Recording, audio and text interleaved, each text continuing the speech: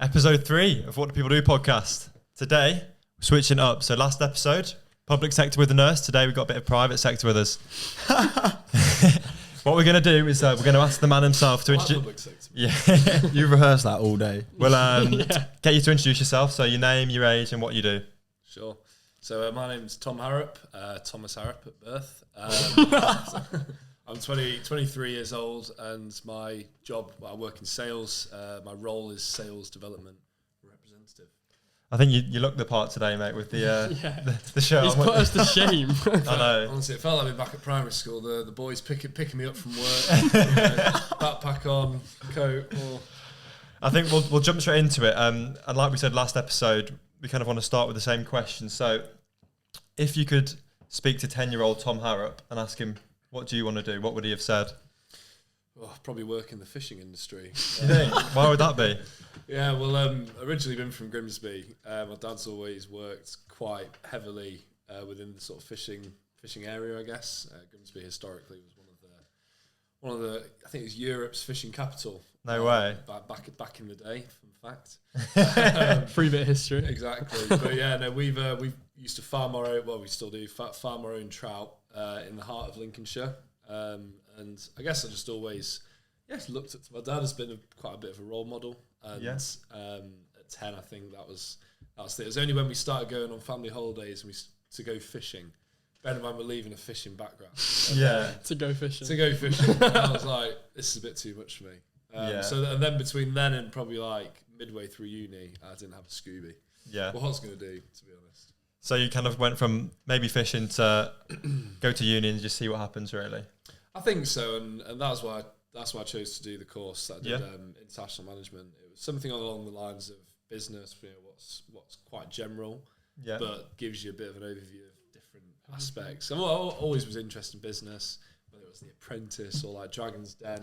Well, I did just find it like fascinating. Along with Takeshi's Castle, that was my favourite. Takeshi's Castle. It was those three. In that order: Apprentice, Dragon's Den, Takeshi's Castle. But so did your dad? Was it his own fishing business? Is that what it was? It was my granddad that did it. So right.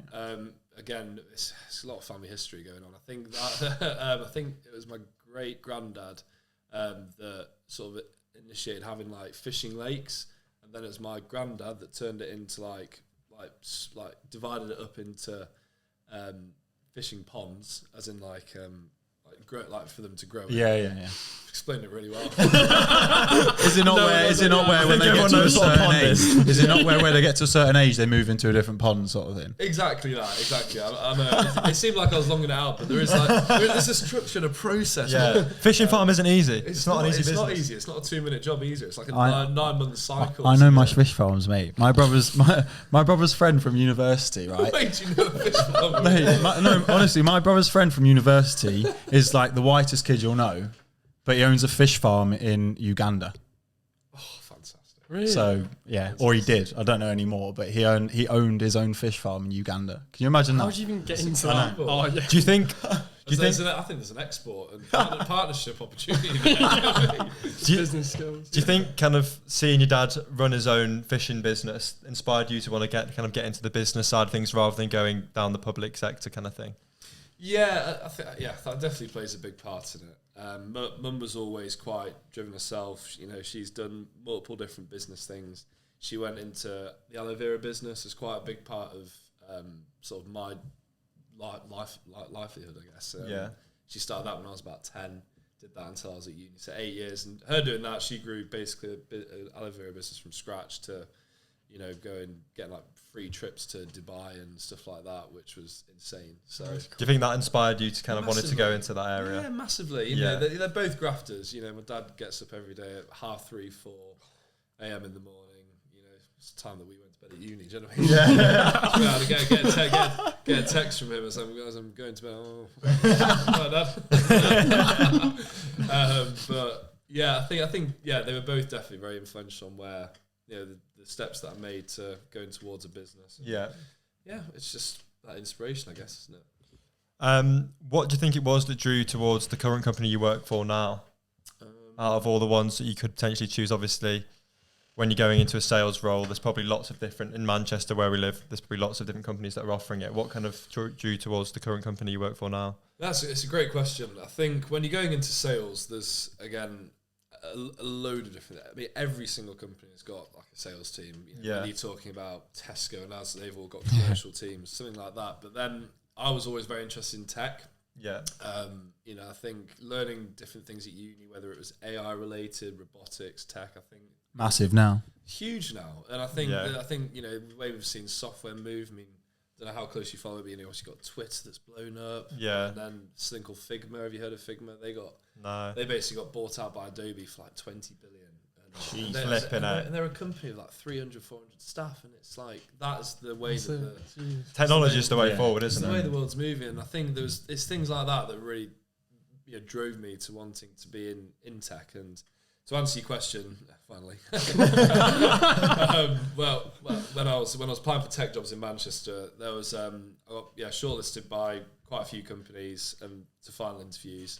And what made Summize stand out, the company I'm at, was this bit like legal technology that I'd never really heard of. We're all familiar with like fintech. We use saving apps. You've got accountancy apps. You've got there's nearly every department. HR has got its own software. Legal's kind of almost the last one to implement technology. And I think my not having a clue about how it works there's just the curiosity of it. I was like, that sounds like a bit of me. I think stepping into the unknown. We're all in a similar situation where we probably have no idea what goes on in legal tech or most technology. Unless you're working in it, you probably don't know much about it. I think it's such a specialist area that it's a really interesting kind of job to be in at the moment, especially with, like we're saying, technology coming up and kind of going to take over the world in some sense because everything's moving online. Everything's going online. Yeah, literally.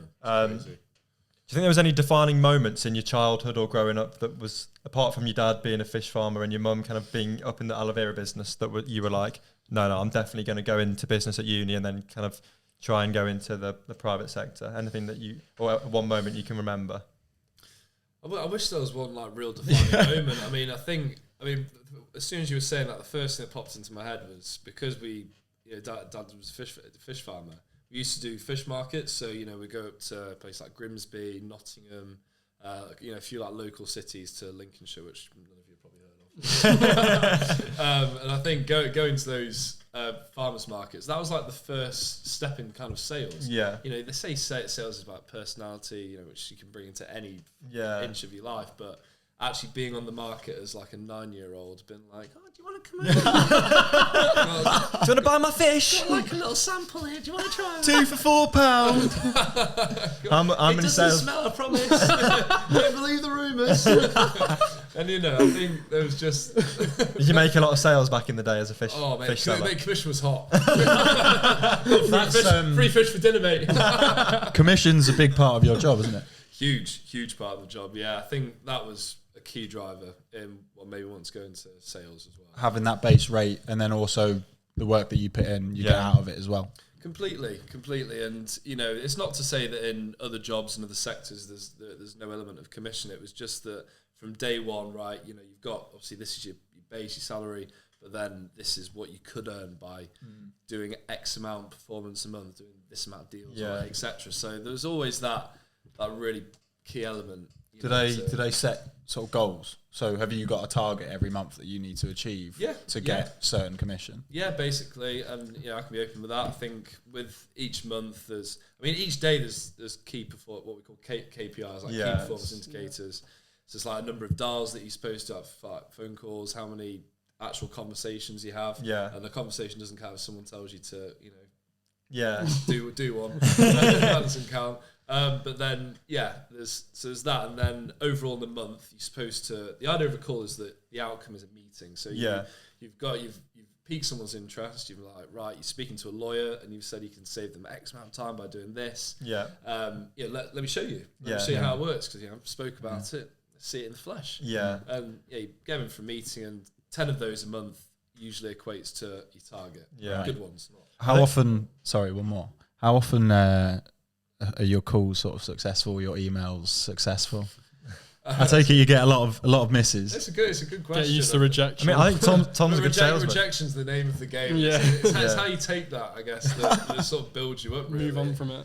It's the best thing really about sales, and I'll always remember from the very early days like how terrible I was. You jump on a call, and you all know me now, and I'm quite confident. But at the time, I'd put this headset on and be like, I don't know what I'm doing.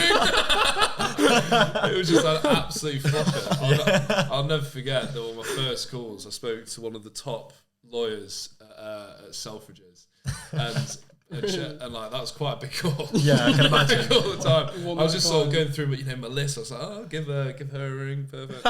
and she was just like, absolutely not. How'd you get my number? I was like, oh. So I thought she was gonna like want to see it. But again, it was just like that was. I guess a lot of people must get annoyed when they don't know how you found them, because a lot of people are very secretive. Oh, completely. And there's all these, like I say, like building contacts, finding ways to get in touch with them is always, and people don't really like being sold to. No, of course. And that's the way you have to see the job as well, like not being a salesman, being a consultant. Yeah, like, you've got this, because that's what it is. You find a problem. This is our solution. Have a look, and that's the aim. I think we'll get into more of the specifics of what Summize does in a bit, and kind of what they sell. But I think a lot of people will be wondering, going into a sales job, I think there's a big stereotype that it's a high risk, high reward job. And a lot of people are scared by that, I think, because they know if they're not getting those targets or making those sales, then the company's going to say, well, you're not worth it. We'll just get rid of you and get someone else in. Yeah, was there any aspect of that with you and kind of being scared about going into it in case you weren't meeting them targets? Well, I think it's one thing seeing, because you hear about, you watch films or you see documentaries and it's all about this high pressure environment. And, it's not like that. Thankfully, we all have bad months, so luckily we don't lose your job or whatever. But no, I think going into it was all about these are your targets. It's not to say don't worry if you don't hit them. But it's like, do what you can. It's about the effort that you put in. Because if you put enough effort in, you will get to a point where you know how to achieve that goal and get way above it. Which you eventually do. You've got your first month, where your first 3 months is what they call your ramp. So got like a reduced target. You sort of build on it each month, and it was really well structured. I thought it was. I was very impressed. So they brought you in slowly and kind of. They didn't throw you in the deep end, which is good. Thankfully not. It's a good reference. Used to swim, mate. But it is good to be thrown in the deep end at times. Yeah. So completely. And like that, and that was. Obviously, that's that sale to Selfridges. Oh, exactly. I mean, that's a pretty. That's off the 10 meter board, mate. How far into the job was that? That was like a week and a half. I'd say like 2 weeks or something. But it was. That was what they said. It's like, we can obviously guide you. This is the script. This is what you need to talk about. This is the product. This and that.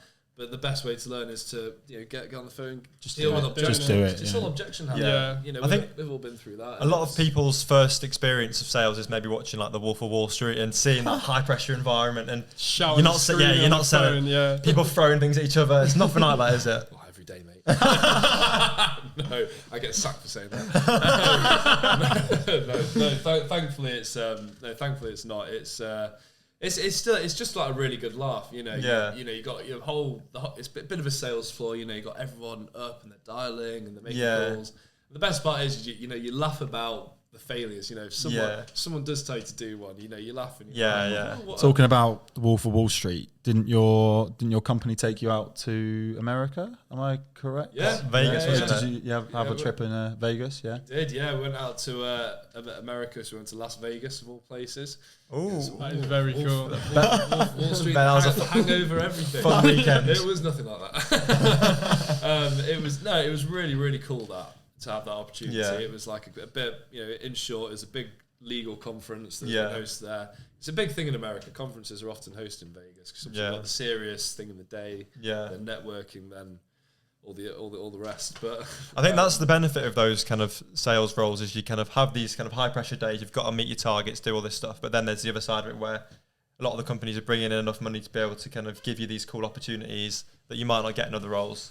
I think it's easy to say in lots of jobs you're kind of just going to go into that office, you'll spend all your time in that office and you won't really get many other opportunities to travel abroad or not, which is kind of, I think, why a lot of people kind of like that risk of that job, because you get those kind of benefits that you might not get in other jobs. Yeah, no, I completely agree, and I think that's one thing that I'm really lucky about in sales is a huge part of it. As I was, as I mentioned before, it's relationship. Yeah, and a relationship starts from the first time you meet someone, even speak to them. But in person is where like you really like sort of can just like get to know someone, deliver a bit of value. That comes later. Try not to sell something too early on, but you know when you're actually like at an event like I was in Vegas, you know it was a huge amount of like some very senior lawyers, you know, all marching around. We've got all these vendors there. I'm there I'm not stalking people. I'm following them all around.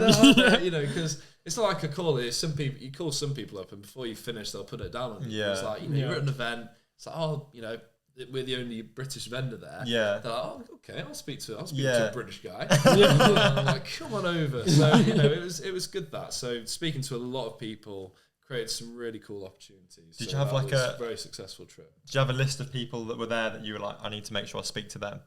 That's a really good question. So we reached out to a few people before because a lot of my territory is calling out to the States, so I work some late nights. So a lot of that build up to the event was get in touch with people. You know, are you looking for anything particular at this event? Obviously, because a huge part of in-house legal is building up certain credits. I won't go into it. It's not really my area, but that was a big part of the event. Then also all the vendors as well. So what tech can they add to their stack to help them with their efficiencies and stuff. So we had a bit of a list, but you can imagine you've got all this foot traffic walking past, and you're looking at everyone's badge like, like here are you? Oh, Ron, how are you doing? Thought I know, fancy bumping into you. So it was cool, really really fun event that. And I'm glad that the business has benefited well. I think you do have to be a certain type of person to be good at sales. I think you seem like a perfect fit in my eyes. Like you've got the confidence. Oh, you've got the confidence. I think get the fucking violin out. I think it'd be tough to be a shy person in sales because, like you say, you've got to be able to put yourself in these uncomfortable situations, meeting new people. You got to improvise, haven't you? Yeah, you can't. I think a lot of people might go into it and go, "Hi, do you want to buy this?" And it's like that's not how it works. And it's never going to get a yes. You've got to have that. Yeah. Well, because that, I guess, as Tom said, that's not forming the relationship. No, then, of course, you've got to have all a chat. about Like first impressions and relationship before selling the product. Whether I'm selling you an apple or an orange versus selling you like this law firm tech, whatever it is. No one's just going to buy it off you just by saying, please buy this. Like, you're going to have to build up some sort of relationship. Completely. I mean, even you lads probably find it like, in physio, you don't, a patient doesn't come along, you're like, right, sit down, let me just check what's wrong. Or exactly. It's like, you got to have the chat. How you feeling? It's just like building of rapport. Course, it's the same, definitely. Do you think when you were going into sales, you had to spend any time online doing any courses or looking on YouTube or reading resources about how to be a good salesman, or do you think you've just learned it all on the job? That's a fantastic question. And you know what makes me happy is that I'm going to bring the Wolf of Wall Street back. So do you remember that? So the lad that I work very closely with called Ollie, he's kind of been my mentor since I've been there. Really good salesman. And a lot of what I do well came from him. And one of the first things early on when he was teaching me how to cold call, he was just like, get excited, get behind the product. Pretend as if you're using it every single day. Yeah. And I think the first thing he did was show me that Wolf of Wall Street call. You know, when Jordan Belfort, he's got everyone around him. Oh, was it the white papers or the pink sheets? Or something? Yes, exactly that. It's just like, what was it? It's like, guess what just came across my desk? It's the best thing. You know? It's just like, and it's all that, and he's just like getting enthusiastic. Exactly, the best case, the worst case, like this and that. So it's getting people excited. I think it's little things like that, clips from films. Public speaking. I did a course when I studied out in America on that. So that helped a lot. Definitely. Especially so one of our close friends actually did a public speaking course, and I think he says it helped him a lot as well. So I think it's just exactly. It wasn't just speaking in public. I think it was just genuinely being more confident and sort of back yourself a little bit more, because I think to be able to speak to an audience, that's incredible. Not many people can do it. That's an incredible skill to have. Huge pressure. Huge pressure. You can't just get up on a stage and do it. I think you're very lucky if you can do that. You've got to practice and build up that confidence and stick your chest out and improvise. Just go for it. It's like everyone says, imagine everyone naked in the room. I don't know how that ever works. That just make you feel. Create that mentality. I know. Yeah, like you stood there going. You'd forget what to speak about. Do you know what I mean? So you see the wrong person, you're like, no. Take it back. You see your mum in the front crowd. What are you doing here, mum? No. I think it's a funny point, that. I think what a lot of people worry about though in sales is you've got that mentality. You've got to be on board with the product. You've got to be excited about it. But at what point does it come across as they're only doing it because they want to sell me something? Like there's a fine line between really enthusiastic and good at selling what you're selling versus kind of you being fake and you're just doing it because you know it's going to get you the commission. Sure. No, yeah, that's another good question. I think with a lot of people in sales, I'd say probably about 60 or 70% of them in the country, they're not really into the product. They don't really like it. They're just it's just a 9 to 5 just for them. pitching it. Don't find they might sound excited on the phone, but the key thing in sales is listening to a problem. So I call up a general counsel and I'm like, okay, well look, is it these are the pains I'm hearing a lot. I'm hearing that reviews taking too long. It's won't go too into it, but it's like these are the problems I'm hearing. I assume that resonates. It's that consultative side. You have to have a good product behind you, don't you? Yeah, massively. Of course. And with any part of sales, there's you can't sell something. I mean you can, but it's hard to sell a product that's poor. Yeah. It has to do what it says in the tin, solves their problems, and that's how you get excited and get the prospect excited. If you were starting your own business and you were recruiting people for sales, whatever product it is you're selling, how would you know, or what characteristics would you look for in a person so that they're going to be kind of similar to your values and they're going to sell like you want them to, versus kind of the generic person who might be selling you gas and electricity going, do you want to upgrade? Because you have no choice, do you? Whereas with your job, it's more like these people probably have other options. So it's like, how do you make yours sound better and it's going to solve their problem better than someone else? What would you look for in a person that's a good salesman? So I've interviewed a few people. You've done interviews? Really? He's a senior, mate. Yeah, true. It's no joke. I mean, obviously not just me, but it's like sometimes in the process where my boss will interview a few people. Ollie, I mentioned earlier, he'll interview. So it's all part of us gauging our thoughts on on an individual, and what we sort of like to see from someone is sporting backgrounds are really, really good because there's competitiveness driven in you, because in sales it's not just you, like I mentioned earlier, you've got your KPIs, you've got your targets. It's all great, but you don't want everyone else in the business doing more than you. Yeah. So you have to be competitive. So that helps. It's not to say that you can't be, but that's a really good start. So you've got that, driven, motivated. So if you haven't maybe been competitive in sport or anything, what have you done that's gone the extra mile? Maybe you do long hours. Not that you have to, but again, in a commission-based role, especially if you're calling out to different countries, you want to be doing more hours. You want to be putting that extra graft in. So elements of that, conversational, like you lads, and you just want to feel like it's not forced or it's not awkward. But then it is hard in an interview. We've all probably been in them where it can feel quite tense. So would you say that a lot of businesses and companies in the sales industry are sort of looking for younger people out of uni who are looking for jobs with that motivation and that desire to work in a sales commission-based job? Do you think it's more of a target for a younger sort of crowd at the moment?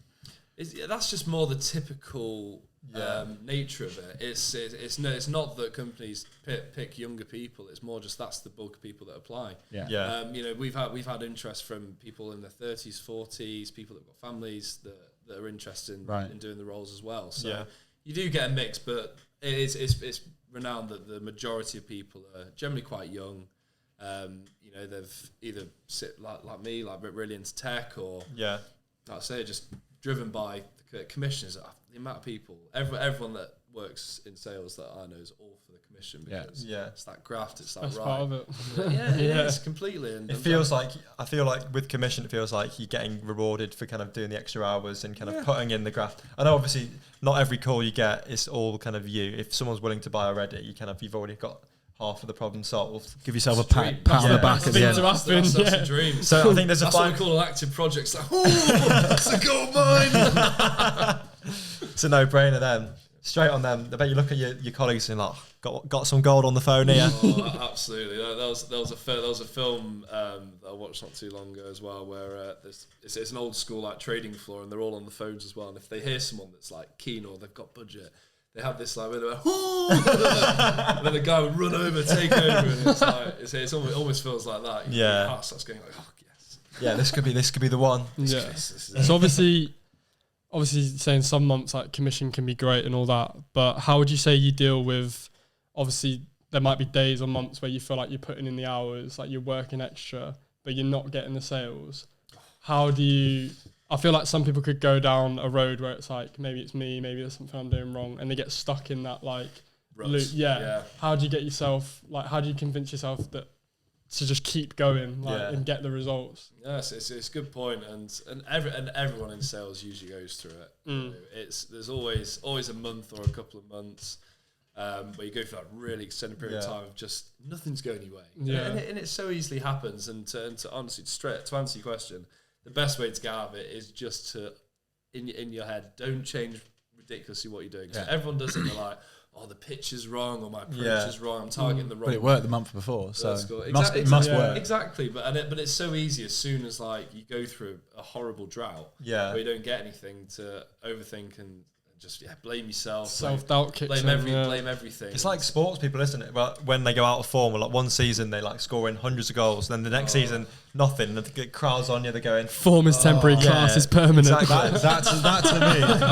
That's what it's the one season. That's what he's telling himself. Every time he makes a sale, you see him in the background going, he's not a one sale wonder. He's got them all. But no, it's very interesting, and like I said, I've been in them myself. I remember August last year. That was my rut of a month. Was that? Yeah, because obviously how your months work. So everything I book in, whether in June or July, everything that's in for August. So they would be all my meetings in August, and you get paid at the end of September for them. But they all pushed out. Obviously school holidays and everything. Oh, nightmare! They all pushed out. No one was booking. I was like, do your bosses come down on you and kind of have a word with you? Yeah, like do you get support, or like, people think like people are like, oh, targets, like I'm not hitting my target, someone's going to say something, but I feel like equally that's the time where you need the most support to get yourself out of it. And they were all so supportive. You know, you had I've got my boss Jack, who I work really close with. He was always very helpful. You know, saying like, oh, don't worry about try this, or call someone a bit different. No, not like completely alter your technique. It's just just try something a bit different. Do they listen into your calls so they can hear what you're saying to people? They don't. Monitoring and training purposes. Press 1 if you do not want to be recorded. So you can't. I don't think you can listen in whilst you're calling. Yeah. But usually you can. If you want to sort of listen back to a call, you can. Can hear how you did, and it's a great training way. Yeah, definitely. I can imagine that's really useful. Massive, and anyone new that starts, they've got like a list of all the best calls that myself and all my colleagues have got, and it's the best way. Again, it's objections, getting familiar with it. Of course, it's the best way to learn. I think what would be good now is to kind of break down kind of how you got into where you are now. So if we start kind of what you did at school, any qualifications. So did you do GCSEs and then A-levels? Yeah. And what did you do your A-levels in? A-levels were economics, good start, geography, and double applied business studies. Oh, what a fraud of an A-level! a double A-level, and no exams, all coursework. Really? There was one exam, but it was worth multiple choice. Yeah, it was worth 10% of the overall. I think it says a lot. Kind of, you chose economics and double business. I think the only kind of person business mindset. Yeah, you've probably got that, like you said, from your parents, and those kind of owning their own businesses, and then doing that at uni. At school. It's probably kind of setting you up to kind of go into a sales role, really. It does. And I think doing double business, you do all these sort of, because it's applied business, you do it's all real life case studies, different things. I remember I did a big case study on Butlins, about how they went through like rough times, and it's just about learning problems in business, and then that actually set it really well for the course that I did. So it was so related. What grades did you need from A-level to get onto your course at uni? I think it was 2 A's and a B, I believe. 2 A's and a B? Yeah. And was that in any subject? Yes. What course did you do? Yeah, sorry. What course did you do? I was trying to think. I was like, God. Yeah, triple PE, mate. Yeah, I had a PE. Sounded looks. It's actually great. So I did that for AS, by the way. I did a B-Tech. Yeah, you didn't even do A-levels. You're a fraud, mate. No, but it does show, doesn't it? You can kind of do kind of whatever at A-level, B-Tech, whatever it is, and you can still get your route go on uni. to like uni or whatever it is. And then, what was the actual title of your degree course at uni? So it's International Management with American Business Studies, IMABS. So all very related all the way through. So did you have to go to America then for a bit if it included that? So yeah, to have that part of the course. So if you didn't do a year abroad, it was just management. But yeah, international and then in America. Yeah. Did you have to apply through UCAS and then interview, or was it just kind of straight acceptance? Was this to uni? To get into Manchester? Yeah. So yeah, that was pretty much all through UCAS. I didn't have to do any interviews. No.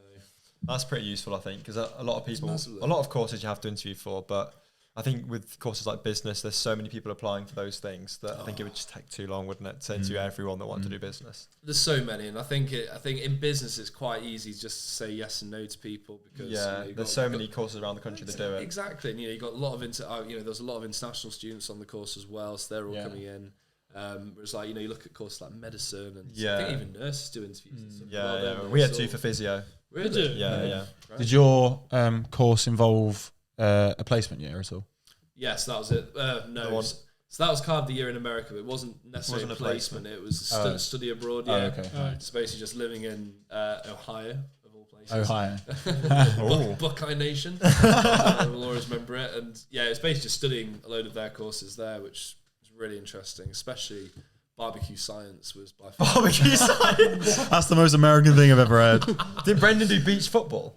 Brendan did beach volleyball, and he did. Bearing in mind we were doing a degree in business, he did an introduction to business studies for non-majors, which is basically like primary school business. They taught them about what a gap in the market is and what profit and loss was. So that takes it to whole new levels. But do you think business studies at uni teaches you how to start your own business, or is it just kind of teach you how to pass an exam? Just touch the surface. It's so foundational. I mean, to be fair, you learn about a few of the key things like what a sole trader is, partnership, limited company. So I guess if you thought to yourself, I want to go and sell, I don't know, blankets or cashmere or something like that. Yeah, I can go and do that on my own. Sole trader, this is how it works. Yeah. But again, it's very, very foundational. I don't think you'd have to go to uni to do that. You probably learn that along the way. It's all just general fun. You learn it from... Yeah, because Charlie did business. And it's just very like...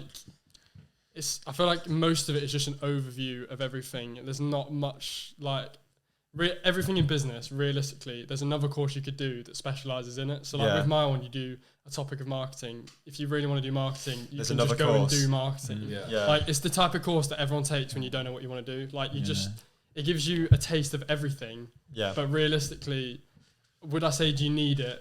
Probably not. Probably similar to like a grad scheme then. Like you do that because you don't really know what you want to do. I think it's like learning on the job in a way. Yeah. I think it's weird that you're paying $9,000 a year to go to uni to study business to be taught by people that don't even own a business. But I think the thing people forget is crazy, isn't it? People think like you take business to open a business, but then you forget about all of the roles within business. Like realistically, if you really want to open a business, you don't need a degree for it. But if you want to go and work in sales, in marketing, like having your degree does help you because every business requires people to fulfill those roles. So you might open a business, but realistically, when you then get to the point you're going to hire people, like where are you going to look to hire people? Probably people that have studied specific areas to fulfill those roles. So I get it to an extent, but not everyone that's going to uni to study business wants to start their own business. That's the bit that people sometimes forget. So between that's what everyone seems to think, though, isn't it? Yeah, like, everyone's like, what do you want to do? Yeah, what's your invention? It's like I'm not an inventor. I learned how to do a profit and loss sheet and like it's funny, but again, like a lot of people on my course, it's interesting. You say they've all gone into different things. You know, people have gone into like the banking world, people that have gone into procurement, engineering. It takes down so many different routes. So it is good for the people like me that at 15, 16 they don't want to specialise in physics or biochemistry. Yeah. I think it'll be interesting when we speak to more and more people on this podcast, and like they might have all done business degrees and then branched off into other things. So it'll just show kind of what a wide range of variety there is kind of coming out of uni with a business degree. Yeah. I think the next thing I wanted to ask you was about between or during your studies at uni, did you have any work experience in sales that kind of gave you a heads up or kind of a leg up on other people when you applied at Summize? The fish market, mate. The fish market, mate. Good chat. Yeah, honestly, I had experience from 10 years old. There's a lot of people that might have worked in call centres or done sales jobs, like you said, at Tesco or Asda, kind of during their time, kind of during uni. Would that give anyone a heads up over you if you haven't done that experience? Not necessarily. I think with sales comes a lot outside of experience. So like I say, my experience largely, that I spoke about in interviews and stuff, came down to sports. Yeah. So team building or hitting targets, achieving times, obviously swimming and stuff. So again, that was the area that I spoke more about. But then, you are right. There's people that work for us now that did door-to-door sales as their starting job. Yeah. And that people's worst nightmare. People's worst nightmare. Some bloke showing up to your doors. Do you want double glazed windows? Already got triple, mate. I wonder how many door-to-door salesmen actually make profit. They must be so motivated. Imagine getting how many doors shut in your face. It's completely commission based. At least they rely on it. At least over the phone, you can just be like, at least I haven't walked all the way to their house or like I wasted petrol. I'm sure they drive. Yeah, but I mean, you still got to spend the money on the petrol, and then get to their house and they go, nah, mate, get out of my face, shut the door. You must get through thousands of houses. Yeah. Get the steps. So, Summize then. It sounds like a very interesting company to work for. Tell us a bit more about what a typical day looks like for you. So what time do you get there? What time would you leave? Kind of just pretend you're going in tomorrow and you tell us kind of what you expect to happen. Sure. So the alarm goes off at 6:15. Oh, that's an early start. Hang on, big question. Sorry, do you snooze or do you just get out of bed? Oh, mate, it's either no snooze or one snooze. Anymore, game over. Anymore, work's not happening. Got a horrible book. Funny that. But no, usually I sort of like gym in the morning, whatever, and then I'm not going to tell you my whole morning routine. Do you want to know what shampoo I use? Gym in the morning. That is that's an animal's mentality. This guy's been reading Atomic Habits. There'll be some horrible habits in there, mate. Horrible ones. Don't want to see me in a subway. So what time do you actually get to the? What time do you get to the office? So I usually get to the office. I get to the office at about 8:30. It's not nice. So it gets to the office at about 8:30. So 8:30 in the morning is what time we're expected to sort of be there. Start making a few calls before our morning meeting, which we have at 8:45. But that basically goes through what are our 3 sort of target accounts for the day. Who would you be calling? Sorry.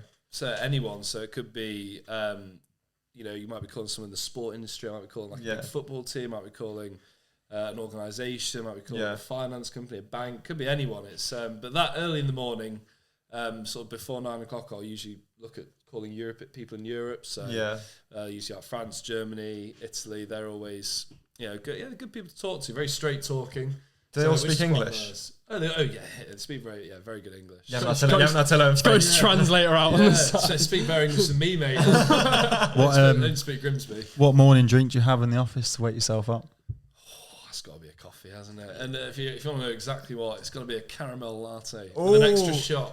Caramel latte with an extra shot. Is it a proper one or is it just a cheapy one? This coffee machine. So we moved office in like November and they rigged it out with this serious coffee machine. And that it's had a C&T. Is it like proper barista coffee, like going to a shop? Proper. So we get like Black Sheep coffee. Yeah. It's literally like having one of them in the office. Like the beans are a bit. It's like from bean to coffee. Benefits of the private sector there. The quality of the coffee. Mate, have a word with your NHS trust. Mate, we have the Nescafe instant. You stir it in. It tastes like just hot water. So that's not good for staff retention. It isn't, mate. That's why nurses are leaving, because of the coffee, mate. Is that your go-to then? Just like one instant. Just one instant. One teaspoon. Tastes like water. Just one, mate. Disgusting, to be honest. It's not even worth it. Hey, come do the podcast in the office, mate. We'll hook you up. We'll say hot chocolate. So, fancy. These people you're phoning in the morning, what are you asking them or telling them? Or So, there's usually sort of like an introduction that you make. It differs by people. The more personal it is, often the better response you'll get. But but a bog standard might be like, Julia, hi, it's Tom from Summize. I assume the name's familiar. As in like you sort of hope, not hoping, but you're assuming that they know. Oh, hold on. Do I? Have I spoken? And they usually say, "Oh, sorry, no, I don't." And then usually dive into a bit of like a pitch. This is what we do. We're a digital contracting tool, helping with reviewing, creating, and managing contracts. If you don't know, get to know. Yeah, exactly. And you've got that, but then often leading with problems is the best way to approach cold. We can fix this for you. I probably solve a problem. You jump in a big steps. I just put the phone down now. Someone next to me does. I'm like, follow the script. I probably should have asked this earlier, but is it just one main product that you sell? Yeah. What do they sell? What is it? So it's basically a software that addresses contracts in business, like commercial contracts. So, any business that's not miniature, but, we've got clients that sometimes have like 20 staff, 30 staff. They've all got contracts, whether they're things like NDAs, supplier agreements, master service agreements. There's so many types of contracts. Is it all to do with law? I haven't got a clue. And it's all basically, so it's all legal, all law, which basically... Because every company's got law involved, haven't they? Every company has a lawyer. Every single company, even from the start of a business, you've got... contracts that say you're allowed to do this is what you're selling, this is your lease agreement for where you're doing your shop. For where you're selling out your shop or something. So there's so many contracts to it. And in short, what we do is basically deal with, once a company gets big enough, they will hire a lawyer or someone in the business will be delegated to handle the contracts, and we'll basically say, we can speed that up quite a lot. You're going to be doing, very monotonous reviews. Some take ages, some are quick. That might be the sales team, which what we deal with a lot. They always ask for a lot of contracts. How can we empower them to do it, but under your jurisdiction? So it's all these types of things that... It's pretty much a technology that says, we'll do this contract stuff for you, and it will speed up, make your life easier. Exactly. I mean, but exactly that. They sort of control it in a sense, but it's all under their jurisdiction, but the software helps them with that. Okay, that's really interesting to know. And then... So you're phoning these people, telling them, we've got this software, you guys kind of invest in it, and then it'll make your lives easier. It will help you with your contracts. Does it kind of take the job away from someone? So would it maybe make someone unemployed if they bought it? Would there be a reason for them to say, we don't want that because there's someone who does that for us already? No, I don't think we're at that point yet. It's not that clever yet. I think at some point in the future, it's just the way that the technology develops. AI is really. I mean, that's the people replacing type of jobs. Yeah. And if there's anything I know about lawyers, they're very commercially minded people they're there as an advice and a risk guard for a business. If businesses don't want to be fault of legal risk, and you think of McDonald's, they'll have a huge legal team making sure. The thing is, if you're offering a product which is better and going to help a company, they're not going to care. If they're getting a better product, they don't care about their previous employer that's going to lose a job because of it. They want the better product. So, I mean, someone might lose out, but at the end of the day, that's business. That's where your money's going to benefit. If you've got a good product that's going to sell, people are going to buy it, then they're going to move to you from someone else, and someone else is going to lose business. That's the business world, isn't it? And that is the way that it will go. And you look at accountants, the amount of accountancy software that's out, like Xero and stuff. Often it doesn't remove people from jobs, but it will reduce the amount of people that need to be hired in the future, which as you grow is huge for you, profit margins and all that type of stuff. And it's the reason why sort of technology is improving as fast as it is, because everyone's in a race to be the best. It's like getting to the moon first, so you can do it. Exactly. Do your clients you're selling to have to pay for the software monthly, or is it just one-off payment and then they get to keep it kind of and use it as they want? So it's usually on an annual subscription. But people sometimes might sign for quite a few years. That tends to be the trend because you get a better deal, and often there's a if you switch from one software to the other, there can be a bit of clunkiness and how it goes over. It's getting better. I think. How much time does your software that you sell save the average company? 85% of the time. Really? That is ridiculous. Yeah. It's a no-brainer then. Well, if you're watching this, you've got to buy it. Free shout out that. Subscribe to me. No, honestly, I mean, why wouldn't, as a company, obviously, it's easy for you to say because you're selling it that why wouldn't they buy it? But I mean, as an outsider I'm not a lawyer and I'm still not got to convince someone though, don't you? Yeah, obviously you've got to convince because they've got to spend the money out of their budget. But if it's saving you that much time, surely time is money at the end of the day. Well, it is exactly that. And, to follow on from the point you said, you've got to convince someone that's been through university. Yeah. A lot of, the top lawyer in most countries. Yeah, these aren't stupid people. Yeah, they're called either the general counsel, the chief legal officer, and there's not that many that are under sort of 30 or sometimes even 40. They usually have to have a lot of experience, Yeah. Before you're a qualified it's called PQE, post-qualified experience. You have to be like at least almost 10 PQE to be a GC. So a lot of them are very new to tech, and it's like now in university they're starting to teach about it. Yeah, so they're getting you've got a generation coming out. Yeah. Like in 10, 15 years, it'll be mega. Yeah, I think technology is going to be massive on all courses, not just it's law. The industry to get into. Yeah, like that is if you can if you know coding and Python and all that stuff. Tell you what, my kid is going to be a coder. He's writing code from day one. It'll be too late. And by the time he's born, everyone will be doing it. I was all right at maths, so if I pass on anything, down from that screen. I don't know, mate. I don't know everything. That's so funny. I think what we want to know next is you've gone in, you're making these calls, few hours speaking to people in Europe, selling them this product. Then what? You have meetings. What's next for you in that day? So obviously, we do calls. It's what's quite nice is there's a lot of freedom around your structure. Yeah, they say right, this is what I did. You want to do your 75 dials a day, your 5 conversations, get at least a meeting booked. Yeah. However you go about your day is kind of up to you. But, you really ought to be hitting those numbers. Yeah. So, I do a mixture of, I do a lot of LinkedIn work. Mm-hmm. So I like to sort of stay in touch with people because if once you get connected to thousands of, lawyers, they'll be moving jobs. You want to keep in touch with them. And then people who know people will then start to let them know about your company. It's exactly that. They'll like someone else that's moved jobs. And I'm like, congrats. Look forward to catching them for a few weeks. The power of networking is honestly it's unbeatable. Crazy. Yeah. It is the more you can network, the more people you know, then the world becomes smaller. It's like globalization, and the thing you're selling. That's a very economic term. It is. What do you know about globalization? Geography A level, mate. That's about it. But yeah, I think the more, like you say, LinkedIn and those kind of apps, especially in the working world, will provide companies like Summize so much opportunity to sell to because how else are you going to have?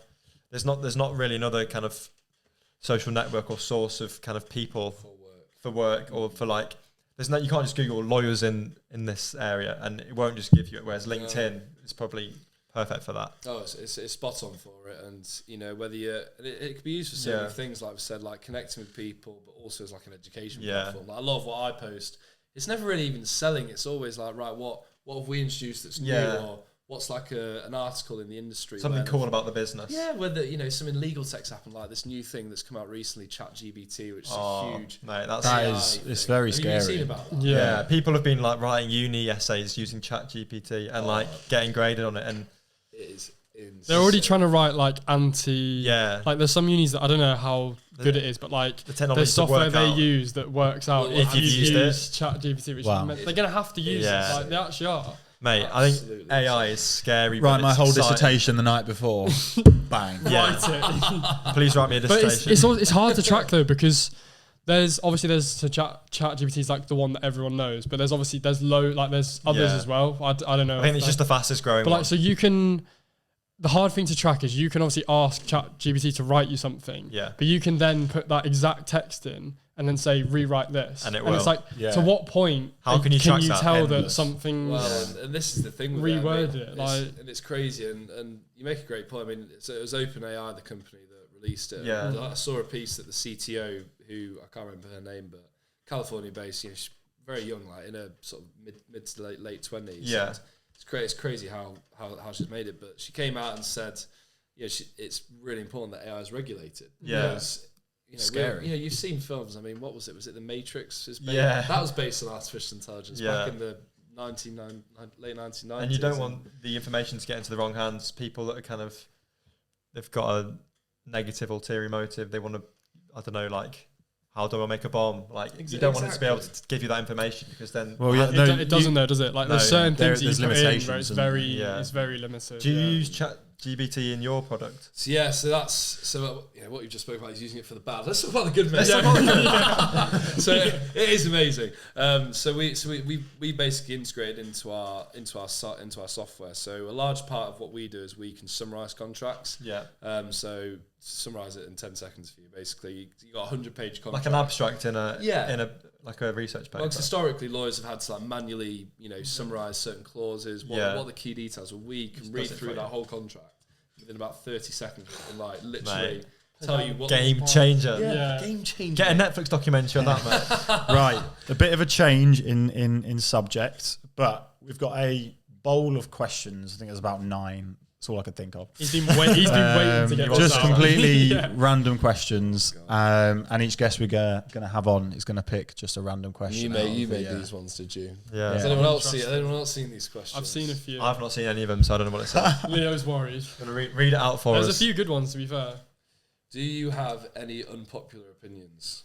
Oh, that's an interesting one. I've got many. Oh God, where do I start? I mean, even if we just talk about food, I'll put cheese on anything. Some people are very anti that. I'm like a complete cheese. I'm not a cheese person. Mate, I've seen you order a cheeseburger with extra cheese. Like, it's already got McDonald's. It's like, I'll have a cheeseburger. Can I have extra cheese on that? What's your favourite type of cheese? Oh, that's a great question, mate. So cheddar's, it's got to always be classic. Up there. I've got very into like brie. I like a really bit of brie. Bit of bread in it. Oh mate, it's lovely. If you have like a bit of cranberry with now they're out of uni, we're not like having dusty parties. we're now doing sophisticated dinner parties. No plastic. Why? Someone shows up with a cheese board. You're like, what? 2 years ago, green or red grapes on the cheese board. Oh, it's got to be red. It's got to red. Be red. Red. Green for sure. No, green's for like if you're like under 50. No, I'm not having that. Leave in the comments green or red for me. You're going to cut 100%. Out to disagree with that. Unpopular. Because would you ever have like 50-50 grapes, like green and? No, I'm a sucker for a green grape. I think you could argue both belong on a cheese board together. Yeah, I think you do. I think it adds a bit more, inclusivity. Yeah. Doesn't it? I think back to Summize, and later in the day, you've called people in Europe and people that kind of got similar time to us. At what point do you start calling like the rest of the world in America and that kind of thing? So the East Coast of America is like the first place that opens for the day. So that's 2 p.m. our time usually. So that basically from there onwards you can start calling out there. Yeah. We focus a lot on sort of New York, Massachusetts area. But then as obviously each hour goes by, you've got Chicago that opens up an hour later, and Texas, then Colorado an hour after, and then California, which is 5 o'clock our time. So when the day's finished, that's when Cali starts. And so what do your hours look like then? So obviously, I'm assuming your hours, are they the same every day, or would you say surely they alter? Yeah, they do alter a lot. Yeah. I think I do a lot of. I do quite a lot of hours. I don't usually start much before 8:30, just because again I like to get gym out of the way. I didn't used to do that. I've actually switched to that because I used to stay quite late at work because of America. Because I like to get a couple of hours. I mean, it's Silicon Valley in California, and they've got every tech company there. Yeah. So to me, it's a bit of a no-brainer. It's like good commission.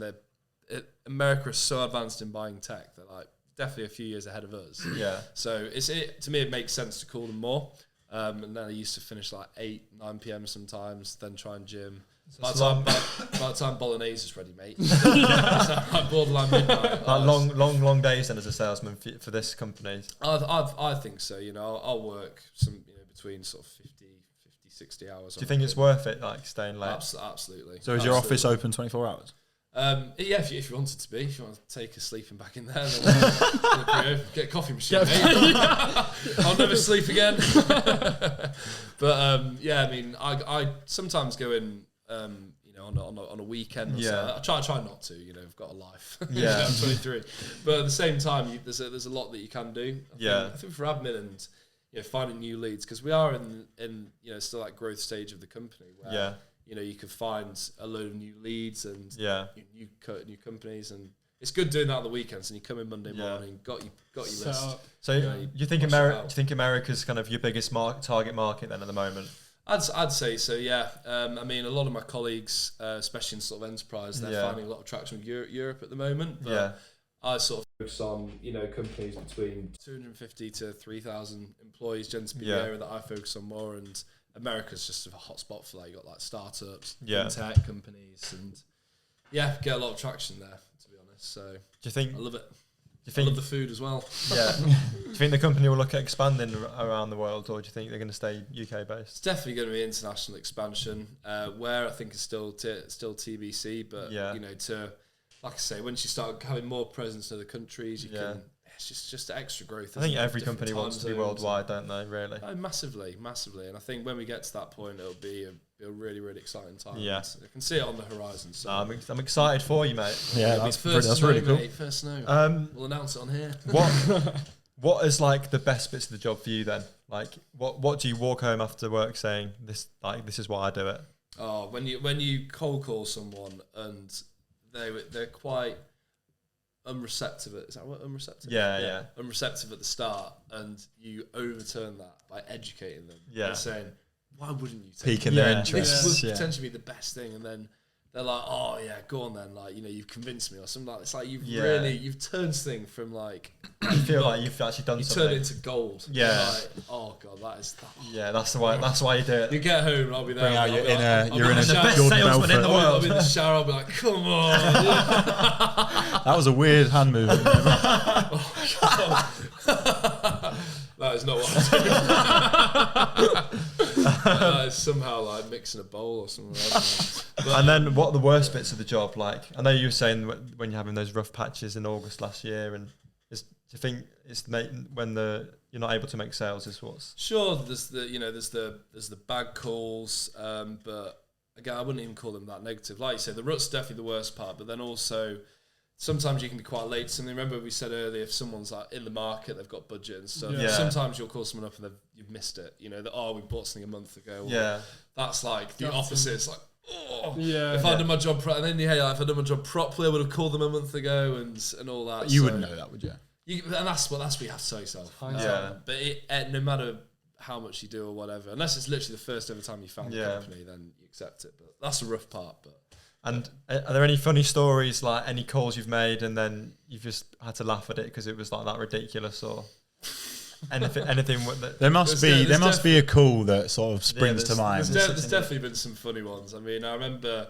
I can definitely say this. So I cold called Subway because they're in my territory, and for you lads that probably know, but for the viewers, you love Subway. I'm a big Subway fan. I do love it.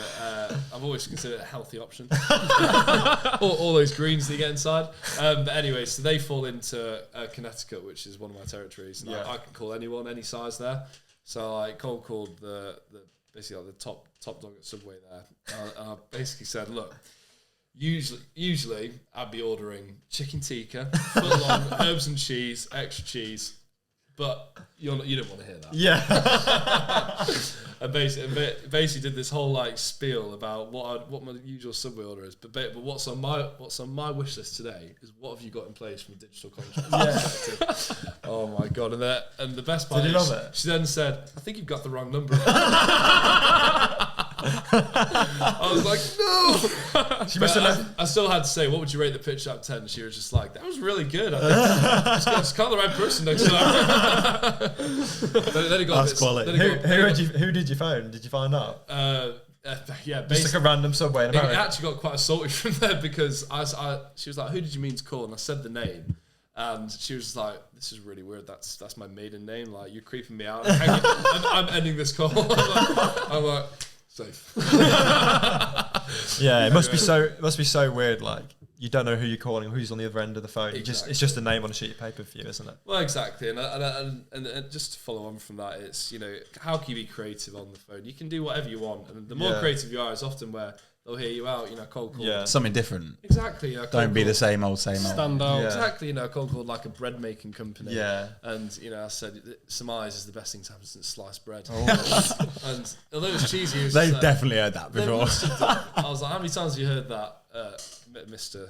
X? And he was just like, go on then. Yeah. Demo. Opportunity. Getting a bit more deep now, kind of talking about yourself. and your values, do you think what you do for work as a salesman and in technology kind of aligns with your values as a person, like day to day? Yeah, definitely. I think a bit like you lads are doing on here, like getting to understand everyone more and what people do. Yeah, that's what I love, is that every day it's people based. You're talking to people. Yeah. Never the same day. It's never the same day, and that is generally what gets me up every morning. To know that I could go home from a day that's absolutely dog poo. You can swear if you want. Okay, we'll cut that out. It's dog shite, and you can actually wake up in the morning, and it can be an entire new day. You can book 3-4 meetings. That was mega. That was an absolute bonker of a day. So that's what I love, and you lads are. Hopefully find the same, meeting new people, different patients and stuff. So, and another thing we're interested in, kind of what the word success and what it means to different people. So I know we had Annabelle on last week, and her terms of success was like looking after kids, kind of feeling. She's a pediatric nurse, so her values and kind of what success looked like might be completely different to yours. What are your kind of opinions on what success looks like? Success is, from like a job perspective. Like I say, achieving targets. But then there is like a bit of an intrinsic thing where if you have generally found someone, which is true, like lawyers who are generally, like some of them don't go home till like 9 PM, and they're not in my commission-based role. Like they're generally like reviewing contracts and all this stuff. And like you generally offered them a solution. They're like, I wish I'd found you sooner. And there is that element where you're not selling someone like dodgy insurance or something. Like you're making their life easier. Like gas, electricity. So you've actually made a difference, and like the whole business then thrives from there. So to me, hitting targets, obviously, really been successful in that way, and like helping people on the way with software and tech is. Do you think, always seen it. Like being a bit more kind of intrinsic and selfish, and talking about kind of the money side of things as a salesman, do you think like there's a side of it where like you might be able to get a nice car and a house in the future? Do you think that's in the back of your mind, or is that not something you think about? Massively, and this is one thing we're trying to work on, like having a bit of a dream board. I mean, there's obviously there's like official ones you can have, but for me, knowing that one day I'll have this, like nice house or like a nice car and go on holidays when I want. I mean, I've gone on a lot of holidays now. Financial freedom is the goal. Being able to afford overdraft's paying for that one. But financial freedom is the goal. Financial freedom is a huge bonus for it, I think. And to know that almost like all that earnings comes from that commission and from working hard and earning it. So it's really nice. 3 years ago, let's go back even further, start of uni to where you are now. Could you imagine being where you are now, and looking back, would you have been proud at where you are now compared to the start of uni? Absolutely. Yeah, I think I'd be very proud of where I am now. To answer the part where would I've envisaged myself or pitched it, probably not. I think pardon me, when you go into uni and quite early on, people start talking about fairs that you can go to, ways you can network and speak to people, and often it's all very much like, right, you got the big consultancy firms, you got the EYs and the McKinseys, the Goldman Sachs, all the banks and stuff, and it's like, okay, right, I'm going to be a really corporate person. Like, I need to get my act together. and with that, it's not really a pressure, but again, like throughout uni, that seems to be the vibe. But then you take certain modules. I even did like a sales module in America where we did sales, and so it's all started piecing together. My uncle actually has been in sales his whole life. He's got his own recruitment agency. I think he was a bit of an inspiration for you then. I remember him saying, he was just like, we had a bit too much red wine to drink at Christmas, and he was as like, we all do. And he was like, I can really see you been in sales. I can really see you been in sales. I'm like, you're just saying that, Uncle Tim. I was like, stop selling me. That's what salesmen do, mate. Exactly. They're always selling. I know, and there's little things like that, and he's been a big point of advice of like, what looks good and stuff. So there's been all these little things, even like we spoke about at the start, from mum and dad, and then now then my uncle, and I'd be very happy, I think. Do you think you'll stay in sales for the rest of your life, or do you think the potential to move? Well, the good thing with sales is it doesn't necessarily mean that you can also go and become a physio or like a banker or something, but to have quite management jobs, whether it's like to be top dog, be like a chief commercial officer or chief sales, and you expand it. Chief revenue officer, you want to be not just running sales, but you'd be in charge of marketing. Yeah, and stuff like I guess that. with sales, you learn loads about the business, so you can branch out into areas that you prefer. So much, and we work very closely with the marketing team, who are bloody amazing. They do a stupid amount. it's crazy. Like everything you see on the website. Do you think they'd praise you the same? I bloody hope so. or else you can cut that out. No, they're fantastic, and like I say, a lot of the leads that we get, they'll come from marketing, and you know, we you have to work a business like that, like a software. It has to be a well-oiled. Everyone has to get on. If sales don't do well, marketing technically don't do well. In a sense. Is there competition in the office? In sales? So you would just in your office, you and your like the people at the similar job roles. Yeah, in sales. Commission based. Is there like a chart or something? Well, yeah. So it's like who wants to be top dog this month? Absolutely. I mean, it's actually even more daunting than that. So you've got a dashboard, which we use a big CRM system, and what we do, and on the homepage of that, it shows you how many dials you've done, how many calls you've had, how many meetings you've booked, how many deals you've created. So your analytics. It's all the analytics that every day you remind you, like, oh God, I'm lost. Something like that. That's never me. So you have your good days, you have your bad days, but of course you want to be, like I say, you want to be looking at that screen, going right, I'm top of that, top of that, top of that. If you're top of everything, you're on top. It's really interesting to hear. Yeah. I think it's been really interesting talking to you, and brilliant. I think to round off the podcast, we've got one last question that we like to ask everyone. Eddie's kind of already asked a similar version of it, but if you could kind of go back in time and speak to 10-year-old Tom Harrop, would you be proud of the person you are today? Absolutely. You reckon? Without a doubt. I won't tell you another story, but 10-year-old me was a shocker. Awful. I was terrible. I was the worst kid in school. I got basically asked. I didn't get expelled, but they were like, "We don't think Tom's a very good student here. We should probably try elsewhere." So I had to go from that and being suspended at school, and then getting where I am now. It's hats off to you, mate. Yeah, well done, mate. Very happy. Turned a corner. Yeah. It's been you lovely chaps. So really enjoyed. Thanks so much for coming on. Nice one. Everyone that's watching, could you please leave us a like? Any comments would be much appreciated. If you want to join us, come on the podcast. We'd be really happy to have you and just have a kind of relaxed chat like we have today with Tom about what you do. And that would be really great. And subscribe if you're on YouTube. If you're listening on Spotify or Apple Podcasts, could you please give us a little follow? Because that'd be much appreciated. And thank you very much for listening. Also, if you've got any sort of criticism or any sort of compliments or anything that you want to say that could sort of help us with the podcast and its production value and things like that, then just give us a comment, or because we need to know. We're open to learning. So, thank you very much. Thank you. Cheers.